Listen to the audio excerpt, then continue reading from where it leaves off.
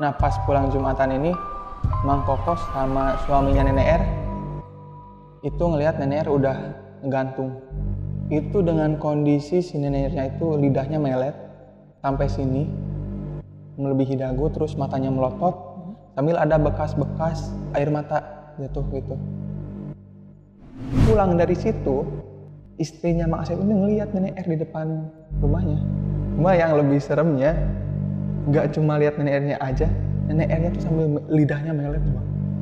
Kayak pas terakhir kali kondisinya meninggal, melet panjang gitu. Aduh.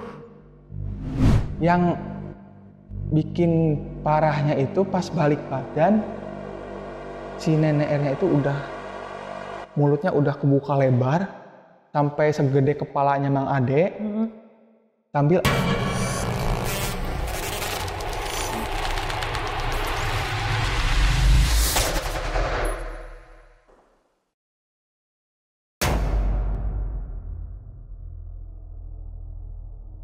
Assalamualaikum warahmatullahi wabarakatuh. Selamat datang di Narasi Misteri sama gue Randi Mulya.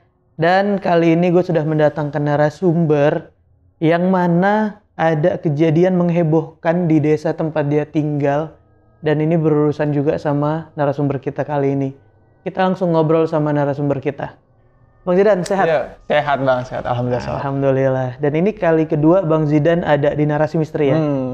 Sebelumnya di Roadcast ya dulu pas ke Pangandaran. Iya, saat kita lagi roadcast ke Pangandaran. Dan buat teman-teman mungkin yang belum lihat video Bang Zidan sebelumnya, lo bisa lihat di deskripsi di bawah video dan apa yang diceritain sama Bang Zidan saat itu.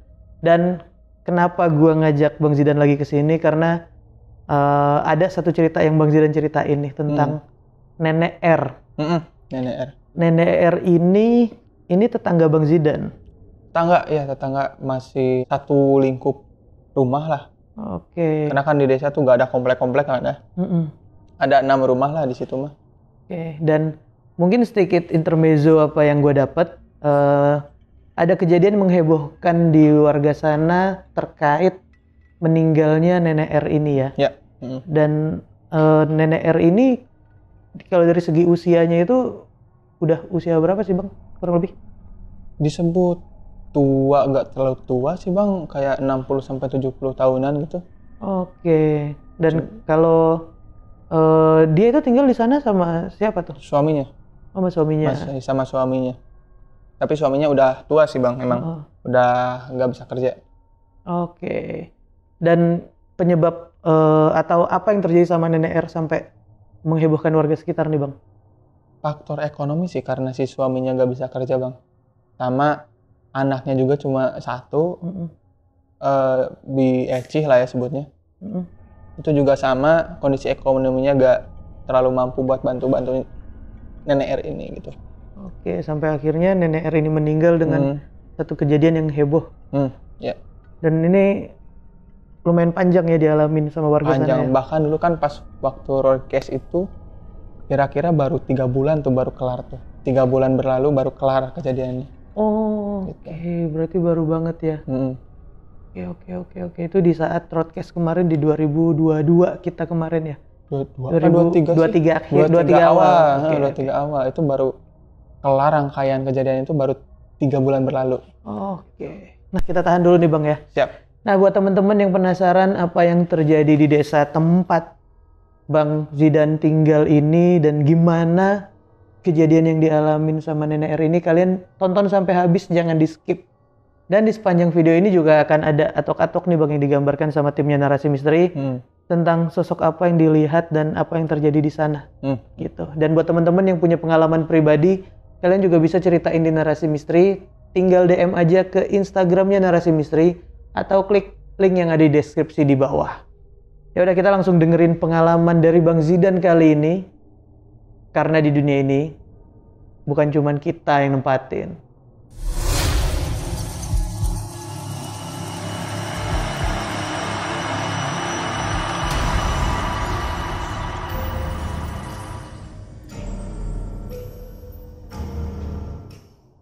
Bang Zidan, gimana kejadian yang lo alamin dan warga sekitar desa lo alamin nih Bang? Jadi saya ini tinggal di sebuah desa di Pangandaran ya Bang. Lingkungan saya itu jadi agak gempar malah ya. Gara-gara ada satu warga di sana yang meninggal gitu. Di lingkungan rumah gua tuh ada 6 rumah ya. 6 rumah. Saya tetangga, terus di agak jauh dikit ada rumah yang meninggal ini. Terus ada di depannya itu Mang Kokos lah disebutnya. Terus sampingnya lagi ada Mang Asep. Di belakang rumahnya tuh ada Mang Idin. Nah di belakangnya itu paling belakang ada Mang Ade.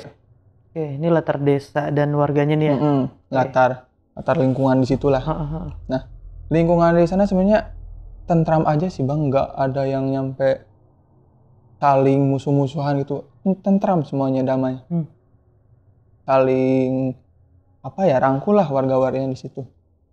Cuman si nenek R ini suaminya udah gak mampu buat kerja gitu bang, karena udah tua, terus sakit juga, stroke ringan, terus anaknya juga cuma 1 cewek, dan dia juga kurang mampu lah untuk bantu nenek R ini.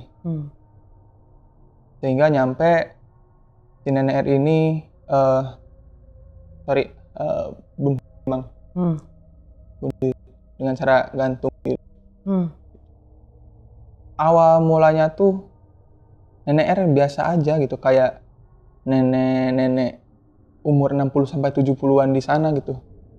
Yang aktivitasnya ya kalau orang sana mah nyebutnya ngeraut. Ngeraut tuh meraut ini daun kelapa kering tuh buat jadi sapu lidi. Nah, itu di sana buat nenek-nenek itu mata pencarian tambahan. Lumayan kalau dijual lagi gitu. Terus juga kadang nenek R-nya juga bantu jadi buruh tani. Bersih-bersih rumput di sawah orang, di kebun orang gitu aja. Karena ya tadi juga suaminya udah gak mampu buat kerja gitu. Karena si nenek R ini mungkin udah stres atau kena mental lah ya. Dia itu 2 bulan sebelum kejadian itu tuh kadang-kadang ngehalu atau ngelantur lah ngomongnya bang. Gitu. Tapi kadang-kadang juga normal lagi gitu. Ngelanturnya itu buat warga-warga di situ kayak ih apaan sih ini gitu. Ngeri banget sih gini ngomongnya gitu. Ngomongnya tuh gini, saya mau mati gitu. Ngomongnya gitu nenek R tuh. 2 bulan, selama 2 bulan. Sampai pada akhirnya sekitar seminggu sebelum nenek R ini meninggal, nenek R ini nyusul temannya yang lagi ngeraut di kebun belakang rumah gua. Si nenek R ini tapi anehnya pas nyamperin temennya ini, dia tuh langsung datang terus meluk dari belakang, dari sini nih ke sini, tangannya ke sini, kepalanya ke sini, kepala nenek R-nya. Terus ngomong gini ke temannya tuh, "Bi hayu maut gitu. Bi hayu meninggal." Sambil si nenek R-nya itu mukanya tuh pucat sama matanya tuh kosong gitu pandangannya tuh. Udah kayaknya keringat dingin tuh. Ini menurut penuturan temannya tadi, temannya nenek R. Sama nenek-nenek juga sih, sama-sama. Terus habis itu, ih apaan sih nek gitu.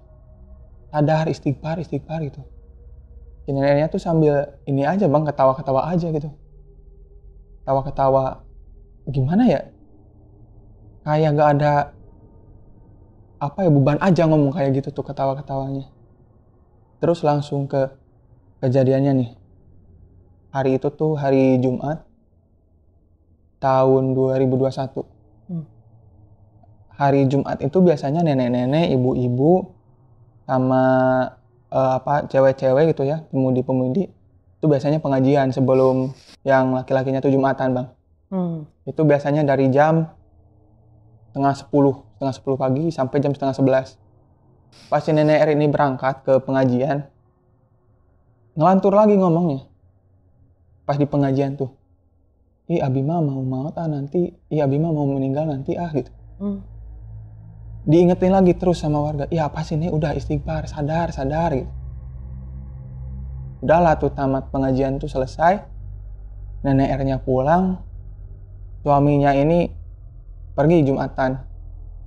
Kelar Jumatan, si suaminya ini pulang dianterin sama tetangga. Biasanya Mang Kokos sih yang bawa tuh, Mang Kokos. Nah pas pulang Jumatan ini, Mang Kokos sama suaminya nenek R itu ngelihat nenek R udah ngegantung di lawang pintu kamarnya. Lawang itu apa? Ventilasi? Apa ya, tempat masuk buat masuk Oh, pintu. di kusennya? Kusen ya, kusen. Oke. Di kusen pintu. Itu dengan kondisi si neneknya itu lidahnya melet sampai sini, melebihi dagu, terus matanya melotot, sambil ada bekas-bekas air mata jatuh gitu. Itu warga pada awalnya pada gak mau nurunin bang, gak ada yang berani. Termasuk suaminya? Termasuk suaminya, ya udah rentau tua gitu ya kan, gak kuat. Adalah 4 orang lah, ada RT sama beberapa orang lagi bapak-bapak. Semuanya ini buruh tani lah bang, buruh tani gimana sih tenaganya udah kuat tenaganya kan. Itu pas nurunin itu mereka bilang berat, si nenek R-nya itu berat. Padahal si nenek R itu kurus bang, kecil, si nenek itu pendek, kecil. Tapi pas mau diangkat, mau diturunin itu berat. Udahlah si nenek R itu diurus, mau dimakamin, mau dikubur. Pas dimandiin ini, kan kalau dalam Islam itu semuanya itu harus ini ya, harus tertutup, mata tertutup, mulut tertutup, semuanya ditutup. Si lidahnya tuh gak bisa masuk, gak bisa nutup, si mulutnya gak bisa nutup, lidah gak bisa dimasukin. Matanya juga sama, gak bisa ditutup. Sampai pada akhirnya dipanggil lah ustadz terdekat gitu di RT itu, dipanggil ustadz. Mungkin sekitar setengah jam lah baru bisa si ustadz itu nutupin mata sama ininya. Gitu. Habis itu udah dikubur. Nah 2 minggu bapak-bapak yang tadi nurunin yang 4 orang itu pada gak bisa tidur. Karena yang satu misalnya bapak A ngerasain si nenek itu ada di depannya gitu loh, di atasnya pas mau tidur tuh ada. Terus kadang si bapak B kadang berasa di pinggirnya, yang bapak C-nya juga kadang berasa diliatin dari pintu kamar gitu. Tanya-tanya lah satu sama yang lain, ih kamu bisa tidur gak malam gitu? Kalau saya mah gak bisa gitu. Asa diliatin mulu dari ini sama nenek R gitu. Gitu. Ih sama saya juga. Udah 3 hari ini gak bisa tidur. Sampai terus berlanjut sampai 2 minggu baru mereka udah santai lah, udah enjoy kan. Terus habis nenek R ini meninggal, banyak warga-warga sekitar sama saya juga pernah mengalami hal-hal di luar logika kami lah. Contohnya saya itu pernah, waktu itu rumah saya tuh meterannya turun loh bang. Kalau orang sana mah ngajepluk disebutnya. Itu malam-malam sekitar jam, udah lewat jam 12 tuh. Kayak lagi gak bisa tidur. Itu ke depan lah mau ngidupin lagi. Kan rumah saya agak jauh lah, mungkin sekitar jarak 50 meteran lah dari rumahnya nenek R. Terus saya lihat ada yang diem di depan. Cuma gak kelihatan apa ya, jelas, cuma gelap gitu. Tapi wujudnya itu wujud nenek-nenek kelihatan. Perawakannya persis kayak nenek R, kecil. Lagi, gimana boleh kan? Ini nih, gini nih. Di terasnya. Cuma kelihatan hitam doang, ih itu apa, siapa itu? Terus saya mikir, kalau suaminya nenek R masa sih gitu, rambutnya panjang gitu. Wah udah gak beres ini mah. Kalau langsung lari aja ke dalam lagi, ke kamar lah. Tapi abis itu gak bisa tidur sih bang. Pikiran anjir, masa sih nenek R jadi gentayangan gitu. Ini berarti kejadian pertama yang lo alamin nih bang? Oke. Habis itu saya sering juga ngeliat sih. Kadang kalau pulang main bola kan rumahnya nenek R ini kelihatan. Pulang main bola itu kalau kami bilang Saripna udah mau menuju maghrib. Udah gelap-gelap tapi masih terang gitu. Kadang nemu dengan posisi yang sama kayak tadi. Udah terlalu sering ngelihat itu, ya udahlah. Kalau pulang mah pulang aja gitu. Baca-bacanya gitu. Ya Allah, selamatkan hamba. Bismillah. Udah sampai rumah. Mandi, udahlah. Lupain. Terus ada lagi Mang Kokos nih. Mang Kokos itu yang rumahnya di samping kanan nenek R. Mang Kokos ini punya kandang ayam di belakang rumahnya. Ayam kan kalau tiap maghrib itu, tiap mau menjelang malam harus dikekandangin ya biar gak kesasar. Biar gak hilang. Karena ayam tuh kalau malam-malam gak bisa lihat, rabun dia. Jadi harus dikekandangin. Nah, mungkin itu sekitar 5:30 sore. Mang Kokos ini ceritanya. Dia ke belakang, dari rumahnya tuh ke belakang. Mang Kokos ini lihat di dapurnya nenek R, di dapur rumahnya ada sosok nenek R. Cuman si rambutnya itu udah ngejuntai gitu bang ke bawah tuh. Sambil nunduk, sambil posisi mau nyuci piring tuh gimana tuh. Tapi rambutnya panjang ngejuntai. Tuh Mang Kokos sampai gak jadilah, ya udahlah ayam mah hilang dah. Kabur lagi ke rumahnya. Terus ada lagi Mang Asep. Mang Asep ini tuh dia tukang apa ya namanya? Tukang ngambil nira kelapa yang buat jadiin gula merah. Nah itu kan biasanya ngambilnya itu pagi sama sore. Nah Mang Asep ini sore-sore kan ini apa namanya? Pulang dari ini ngambil nira kelapa tuh buat gula merah kan. Pas pulang itu lihat nenek R itu lagi ngeraut di depan rumahnya tuh. Lagi ngeraut, terus ditanya, nih ngapain atuh sore-sore ngeraut? Ngulang, sudah maghrib, udah mau maghrib, pulang. Si nenek R-nya itu cuma diam aja, tapi sambil ngeliatin Mang Asep. Gini nih ngeliatinnya, misalkan ini Mang Asep lewat nih, ngeliatinnya datar, gak ada ekspresi. Mang Asep ini berangkat lagi ke masjid, masih ada nenek R-nya masih ngeraut. Langsung aja ke masjid, pas pulang dari masjid, udah gak ada nenek R-nya. Terus tanya ke istrinya, "Ma, itu nenek R kok ngerautnya mau maghrib sih?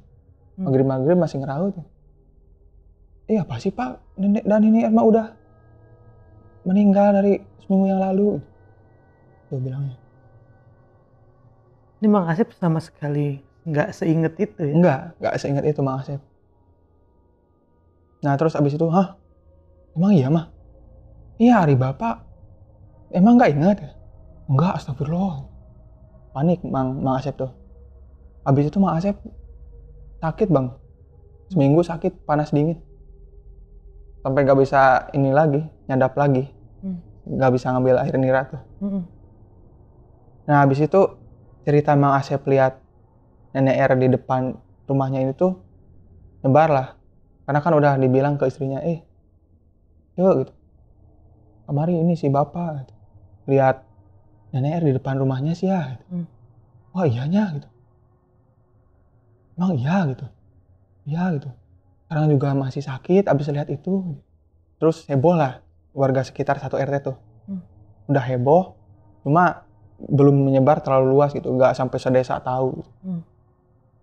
Nah, habis itu istrinya Mang Asep juga ngalamin. Pulang dari apa namanya? Kalau ibu-ibu kan belanja sayur tuh ke warung sayur. Itu biasalah gosip-gosip ibu pulang dari situ. Istrinya Mang Asep ini ngelihat nenek R di depan rumahnya. Cuma yang lebih seremnya nggak cuma lihat nenek R-nya aja, nenek R-nya tuh sambil lidahnya melet loh bang. Kayak pas terakhir kali kondisinya meninggal, melet panjang gitu. Aduh. Ikut sakit juga akhirnya. Istrinya ini ngelihat dengan posisi Melet lidahnya. seperti dia saat meninggal.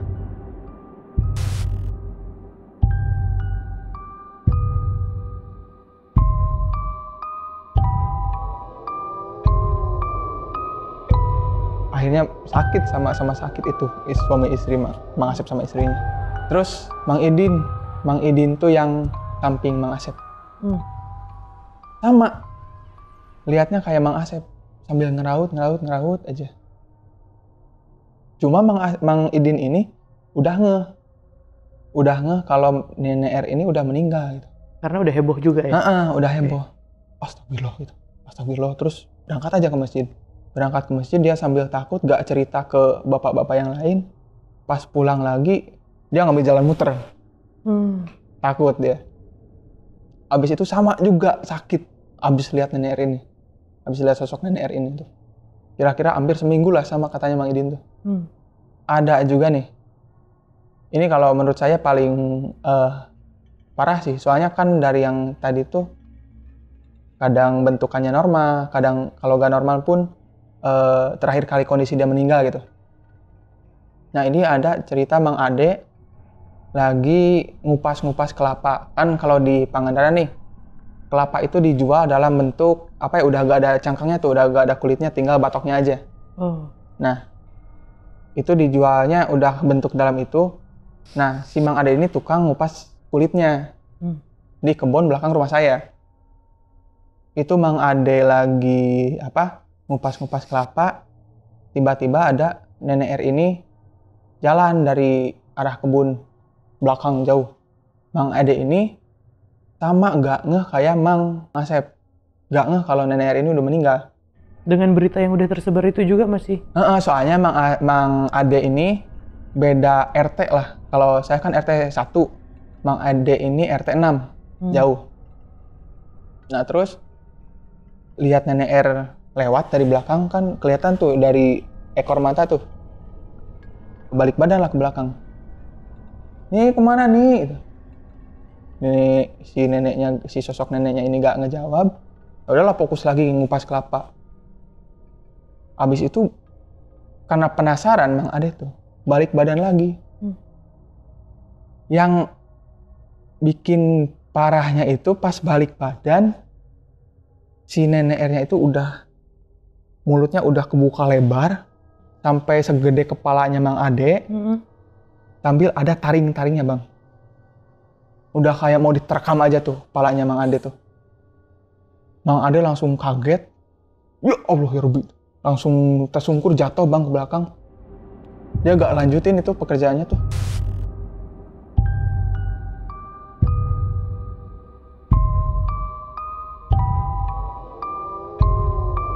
Balik aja ke rumah lapor sama juragannya. Pak saya mah gak kuat pak di sana pak gitu. Ampura ya maaf ya gitu. Oke nanti saya nyuruh anak saya lah atau siapa nanti itu. Cuma gak mau kesana lagi gitu. Habis kejadian itu Mang Ade sakit kayak Mang Asep hampir sebulan malah. Kejadian-kejadian ini tuh terulang sampai 1,5 tahun lamanya bang. 1,5 tahun? Dari 2021 mungkin sampai 2022 akhir kayaknya. Karena masyarakat udah resah ya bang. Bahkan dalam waktu setahun 3 bulan aja udah pada tahu sedesa. Di akhir tahun itu 2022 banyak laporan-laporan udah nyampe ke telinga keluarganya, ke anaknya nih yang satu nih cewek. Saya sebut aja Bi Eci ya. Bi Eci ini udah gak enak hati sama masyarakat ya. Akhirnya Bi Eci ini inisiatif lah tanya ke warga-warga. Ya misalkan kalau ke ibu-ibu lain. Ya gimana ya ini udah lama. Tapi mama kan panggilnya. Mama masih ini aja ya, masih ada aja gitu. Disaranin lah. Ini atuh ce bikin pengajian aja gitu. Tapi gak punya uang, gak apa-apa. Nanti juga bahasanya dibantulah sama kami gitu. Sama masyarakat sekitar kalau masalah-masalah kayak suguhan-suguhannya, terus buat ustadz-ustadznya gitu. Gak apa-apa nanti kami yang bantu gitu. Itu ada satu RT hampir semua ngebantu buat ngadain pengajian. Gitu. Dan pengajiannya juga gak cukup sekali bang. Sebulan hampir tiap malam Jumat itu selalu dibikin pengajian, berarti 4 kali pengajian itu baru si sosok nenek R-nya itu udah menghilang. Setelah pengajian sebulan ini, 4 kali 4 kali. hilang tuh semuanya. Alhamdulillah hilang, cuma kadang-kadang ya sama anaknya kadang ada kemimpi gitu. Oh, tapi di proses pengajian ini nih, selama sebulan ini, 4 kali pengajian ini tiap minggunya, ada hal-hal aneh juga yang terjadi tentang nenek R ini. Kadang masih ada bang, cuma gak seintens dalam 1,5 tahun itu. Kadang masih ada di dapur, yang cuci piring, kadang masih ada terdengar ini yang sapu-sapu di depan gitu. Cuma gak seintens dulu, ya adalah kali dalam seminggu tuh 2 kali itu yang lihat tuh. Tetap ada nongolin dirinya ya. Baru pengajian terakhir baru tuh, udah gak ada lagi sampai sekarang. Oke, berarti ya karena di pengajian terakhir terus seminggu setelahnya itu nggak ada sosok nenek R ini lagi, akhirnya udah nggak usah dilanjut. Dan emang nggak nongol-nongol lagi setelah itu. Nongol lagi ya.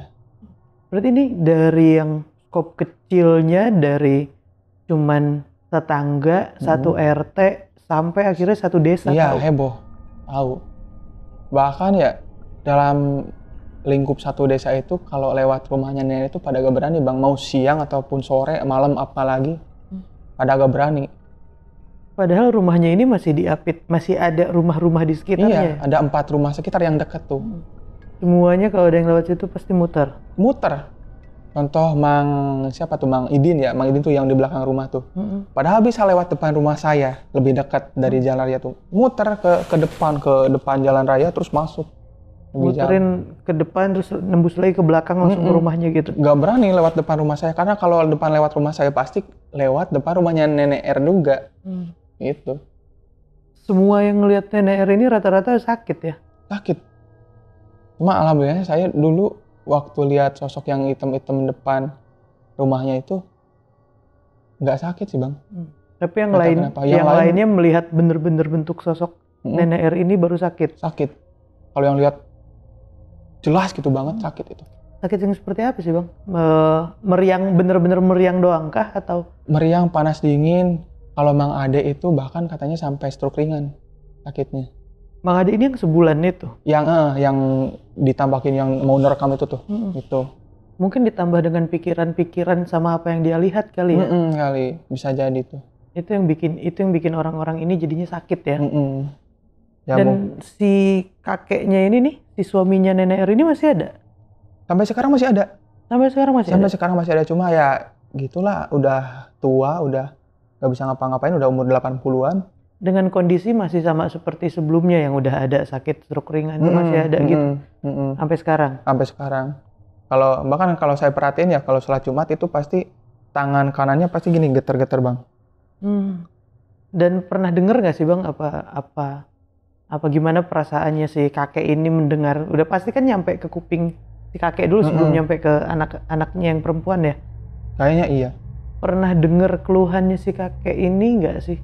Kalau saya pribadi sih belum pernah denger ya. Cuma kalau ke warga-warga atau ke anaknya nggak tahu tuh bang, saya belum nanyain dan nggak berani lah nanyain. Takutnya sensitif buat dia gitu ya. Jadi ya udahlah. Kalau dianya nggak mau cerita dan nggak pernah cerita juga, sepengetahuan saya mah, ngapain ditanyain gitu, kasihan. Ada perubahan sikap tapi atau gimana? Ada. Si kakeknya jadi lebih pendiam. Kalau misalkan datang Jumatan nih, menyendiri aja. Pasti di pojok itu duduknya. Sebelumnya di depan, sebelum kejadian itu di depan duduknya. Habis itu mah di pojok, di belakang, itu aja. Nggak tahu juga sih sebenarnya apa yang harus dilakuin dengan kejadian itu ya. Apalagi menyangkut dengan istrinya gitu. Yang disaksikan sama semua warga yang ada di sana gitu. Bahkan mungkin kalau dari sudut pandang saya pasti shock lah pulang Jumatan waktu itu lihat istri sendiri udah ngegantung dengan posisi kayak gitu ya, mental pasti kena sih. Udah pasti sih. Pasti. Dan kejadian-kejadian di saat itu berlangsung itu bener-bener nenek ini munculinnya di rumahnya aja dan di sekitar rumahnya aja. Oh iya, di rumahnya, di depan rumahnya, dan kadang juga di kebun tempat dia ngeraut. Ya, sama itu ya. Heeh. Itu yang contohnya yang dilihat sama Mang Ade tadi. Mang Ade, heeh. Tapi selain itu nggak ada yang ganggu-ganggu warga dengan datang ke rumah dan lain-lain, itu nggak ada ya? Nggak ada, nggak nyampe sosok nenek tuh nggak nyampe keliling-keliling rumah ke tetangga gitu. Yang itu nggak ya? Nggak nyampe, cuma ya nampak-nampakin doang lah. Di tempat yang biasa dia lakuin semuanya berarti ya? Depan rumah ngeraut di kebun. Itu. Di kebun nampakin, di depan rumah nampakin. Cuma kan bikin warga sekitar, apalagi lingkungan dekat rumah-rumahnya tuh, tetangga tuh resah lah. Jadi nggak tenang, keluar rumah malam-malam takut lihat sosok itu. Bahkan sore-sore juga saya pribadi juga takut sih bang, kalau pulang main bola nih misalnya. Pulang main bola kan biasanya tuh pulang hampir maghrib lah, udah sarupna kalau orang sana bilang. Pasti nggak berani saya lihat ke arah rumahnya Nenek R. Kalau gitu mau ke rumah jalan, pasti nunduk bang. Nunduk, nggak mau saya lihat ke arah depan lempeng lurus tuh nggak mau. Karena jadi ada aura-aura negatif lah yang dirasain sama saya dan warga-warga sekitarnya semenjak kejadian itu. Nah, kalau situasi desanya sendiri sebelum ada kejadian ini, kejadian Nenek R meninggal ini, kalau malam apa emang udah sepi atau setelah kejadian nenek ini baru sepi gitu daerah-daerah sana? Biasanya sih disebut sepi ya, sepi juga karena desa ya kan bang. Di Pangandaran juga kan ada riset yang bilang kabupaten tersepi di Jawa Barat. Disebut gak sepi ya, ada aja gitu orang yang bapak-bapak duduk di pos ronda gitu. Terus ada pemuda-pemuda yang mabar apalah gitu. Cuman jalanan emang cenderung sepi ya? Nggak, jarang gitu ada mobil-mobil lewat banyak gitu, jarang banget. Ditambah ada kejadian ini. Makin sepi lah, makin pada agak berani keluar rumah apalagi malam-malam gitu. Cuma kalau sekarang ya udah normal lagi aja sih, alhamdulillah. Dan di saat pemakamannya Nenek R tadi, itu emang tetap dimakamin di hari yang sama ya? Di hari yang sama, sore-sore. Cuman ada kendalanya tadi aja tuh ya, yang nggak bisa dimerem dan lidahnya nggak bisa masuk. Nggak bisa masuk. Padahal meninggalnya pun masih meninggal baru ya, bukan yang udah lewat sehari gitu. Kalau udah lewat sehari kan udah keras nih. Paling tenggat waktunya sejam setengah lah ya bang. Dari berangkat Jumatan tuh biasanya jam 11. Si suaminya tuh jam 11 berangkat, pulang Jumatan jam 12 lebih udah gantung, diturunin, pas dimandiin nggak bisa dimasukin ininya. Cepet sih. 2 jam dari meninggal kayaknya sih. 1,5 jam sampai 2 jam lah. Lalu dimakamin aja jam 4 ya? Jam 4 sore. Pemakamannya itu dekat rumah juga? Disebut dekat ya agak jauh sih bang. Harus jalan kaki sekitar 5 menitan lah. Pemakaman umum? Pemakaman umum bener. Oh. Dan nggak ada hal-hal aneh-aneh ya kalau di pemakamannya sendiri gitu? Nggak ada. Kalau di pemakamannya nggak ada halangan buat nguburinnya, nggak ada halangan buat berangkatnya tuh, pas berangkat nggak ada halangan apa-apa gitu. Cuma pas ini aja, pas mau mandiinnya itu aja sih, yang nggak bisa dimasukin lidahnya. Ditambah dengan situasi si Nenek R ini meninggal, penyebabnya itu dan meninggalnya dengan bentuk seperti itu, dan semua kejadian-kejadian setelahnya yang terjadi itu bikin heboh warga. Itu yang bikin desa tempat lo tinggal ini makin sepi, makin serem ya? Makin serem, makin mencekam selama 1,5 tahun itu tuh. Dan itu berarti 1,5 tahun semua orang yang melihat Nenek R ini mau nggak mau terima semua situasinya. Karena ini panjang nih 1,5 tahun ini, berbulan-bulan melihat itu sampai akhirnya kepikiran pengajiannya itu setelah 1,5 tahun gitu. Kenapa baru 1,5 tahun tuh kepikiran untuk pengajian? Si anaknya ini Bi Eci.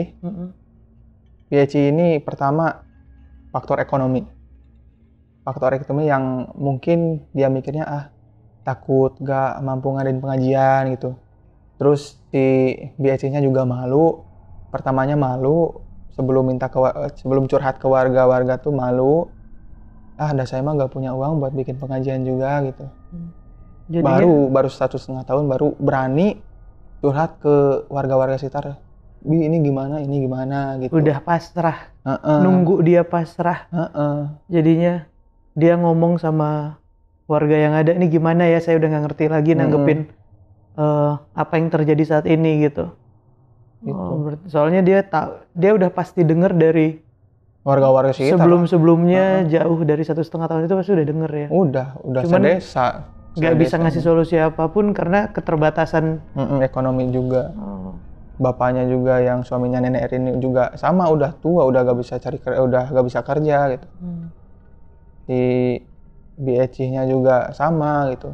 Kerjaannya juga kadang bantu-bantu ke rumah orang buat beresin cucian gitulah. Jadi pembantu rumah asisten Buruh rumah tangga cuci RT, gitu. buruh cuci, buruh beberes itu di sana. Itu di posisi dia udah nggak ngerti lagi harus melakukan apa. Barulah berani, mungkin kayaknya udah lama pengen ngadain pengajian, cuma faktor tadi.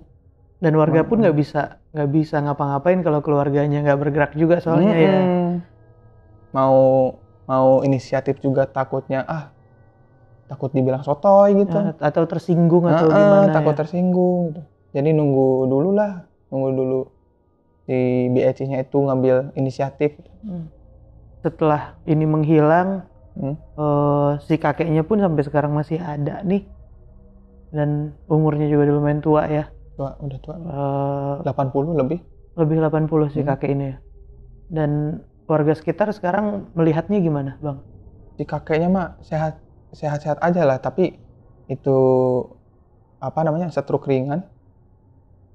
Terus jadi lebih pendiam juga si kakeknya tuh. Yang saya perhatiin ya biasanya tuh pas Jumatan si kakeknya tuh duduk di depan sebelum kejadian tuh. Habis kejadian duduknya jadi mojok di belakangnya sendiri gitu. Lebih pendiam. Itunya nggak berubah sampai sekarang? Enggak. Semenjak ada kejadian heboh itu tentang istrinya dan sikapnya berubah di saat ketemu warga, di saat itu selesai itu masih belum berubah ya? Masih belum berubah. Masih seperti orang nggak enak atau gimana? Karena udah lama kan itu kejadiannya, 1,5 tahun bikin geger warga, mungkin nggak enak ya. Itu aja masih jadi gak enakan kayaknya sama warga tuh si kakeknya tuh. Dan ini emang tadi kan di saat nenek ini ditemuin dengan kondisi menggantung, ada polisi juga yang datang ke sana sama warga ya? Oh ada 2 orang polisi itu kebetulan di desa kami tuh ada 1 orang polisi. Dia manggil temennya, datang 2 orang lagi. Cuman polisi juga gak berani nurunin, Bang.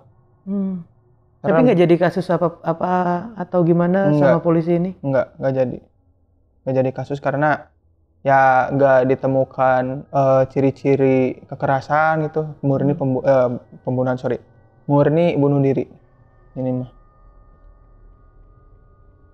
Dan emang disimpan juga cerita ini sama keluarganya atau kenapa saat itu, ini kan kasus bunuh diri nih, polisi udah nggak melanjutkan dan nggak ada berita yang keluar juga tentang cerita ini? Nggak ada. Waktu itu ada wartawan 1 yang datang ke situ, cuma dulu nggak diizinin sama keluarganya buat up ke berita atau artikel lainnya gitu, nggak diizinin. Cuma kemarin saya bilang ke BEC-nya langsung. Sama cucunya, pertama ke cucunya nih, ke anaknya BEC. Ini gimana kalau saya mau bawain cerita ini ke Narasi Misteri, ke channel YouTube Narasi Misteri gitu. Oh nggak apa-apa, sok aja, tapi tanya dulu atau ke mama gitu. Oh ya udah gitu. Nah kebetulan BEC-nya juga dipanggil sama ibu saya buat beres-beres di rumah. Tanyalah langsung, Bi ini gimana kalau saya bawa cerita mama ya, punten ini mah ke channel Narasi Misteri gitu buat diceritain. Oh ya udah sok, apa-apa cina. Jadi udah BEC-nya udah menerima gitu, udah santai gitu. Makanya saya berani ceritain gitu. dengan semua yang dilakukan sama warga juga kali ya, sampai akhirnya ya semuanya juga selesai karena warga gitu. Dan berarti ini kan setelah 2021 sampai ya baru sekarang nih. Berarti dari kelarnya tuh 2002 akhir udah hampir beberapa bulan ya? Kan di 2023 udah setahunan dari udah hampir setahunan kejadian ini selesai ya. Kejadiannya bukan kejadian yang biasa dan seheboh itu di warga sana gitu. Dan ini heboh di desa ini, di desa tempat lo tinggal doang kah? Atau desa luar ada yang denger juga kejadian-kejadian ini? Kayaknya ada sih bang yang denger gitu di luar desa tuh ada. Soalnya ketika pas saya main nih ke desa tetangga nih, ada yang pernah nanyain, tuh di mana dulu ada yang bunuh diri kan nenek ini, tahu gitu. Perasaan dikip gitu sama warga tuh. Nah mungkin teman-teman yang ada tinggal di Pangandaran atau apa misalnya tahu kejadian ini, kalian juga bisa tulis di kolom komentar gimana yang diceritain sama Bang Zidan kali ini. Dan Bang Zidan masih adakah yang bisa diceritakan tentang kejadian saat itu? Kalau sejauh ini udah semua sih. Udah semua. Jadi tadi keceritain udah semua. Mungkin nanti misalnya ada dari ya syukur-syukur gimana dari perspektif keluarganya langsung gitu dan bisa datang ke sini, mungkin nanti kita bisa obrolin ya. Mungkin teman-teman juga bisa tulis di kolom komentar tuh. Mudah-mudahan bisa terlaksana gitu dari perspektif keluarganya langsung. Ya, amin. Dan Bang, ada Instagram atau apakah yang mungkin bisa di-share sama Bang Zidan? Oh, boleh. Kalau misalkan ada yang tanya-tanya, mau tanya lebih lanjut tentang kejadian ini, boleh DM aja langsung ke Instagram saya, inisial_ZAN. Oke. Nah, nanti ada di bawah juga tuh. Ya, siap. Dan sekali lagi, makasih ya Bang. Siap, makasih. Ini kali kedua Bang Zidan kesini juga kan. Bunuh diri lagi ceritanya. Iya, sebelumnya kita yang kesana gitu, di saat kita kesana. Broadcast ya waktu itu. Iya, saat broadcast. Dan sekali lagi buat teman-teman yang belum lihat video Bang Zidan sebelumnya, kalian bisa lihat di deskripsi di bawah video Bang Zidan sebelumnya. Dan makasih sekali lagi ya Bang. Makasih juga udah diundang langsung ke sini nih. Baru tahu studionya langsung Narasi Misteri ternyata seperti ini. Wah, hebat Bang. Mudah-mudahan sehat-sehat terus. Amin. Dan salam juga buat teman-teman di Pangandaran ya Bang. Siap. Nanti saya sampaikan lah. Siap. Dan buat teman-teman yang punya pengalaman pribadi, kalian juga bisa ceritain di Narasi Misteri. Tinggal DM aja ke Instagramnya Narasi Misteri atau klik link yang ada di deskripsi di bawah. Dan terima kasih buat kalian yang sudah nonton sampai habis. Support terus channel Narasi Misteri. Jangan lupa nyalain lonceng notifikasinya dan di komen gimana pengalaman yang diceritain sama Bang Zidan tadi. Ya udah, kalau gitu gue Randi Mulya ngewakilin Bang Zidan pamit. Karena di dunia ini bukan cuman kita yang nempatin,